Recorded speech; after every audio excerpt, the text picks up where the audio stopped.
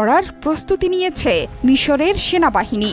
সবাই জানে মুসলিম মিশর এই মুহূর্তে মধ্যপ্রাচ্যে আমেরিকার স্বার্থই রক্ষা করে চলছে। তবুও মিশরের সশস্ত্র বাহিনী এবং ফিলিস্তিনের যোদ্ধাদের সম্পর্কে দেশটির কৌশলগত বিশেষজ্ঞ মেজর জেনারেল ডক্টর সামির ফারাগের এই বক্তব্যে তোলপাড় চলছে চারদিকে।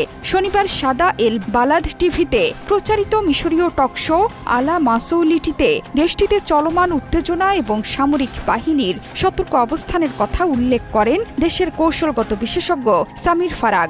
এক প্রতিবেদনে চাঞ্চল্যকর তথ্য জানিয়েছে মিডল ইস্ট মনিটর।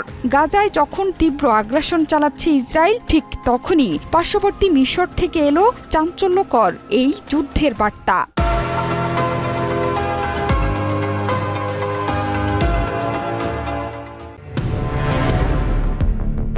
সাম্প্রতিক সময়ে মিশর এবং ইসরায়েলের মধ্যে উত্তেজনা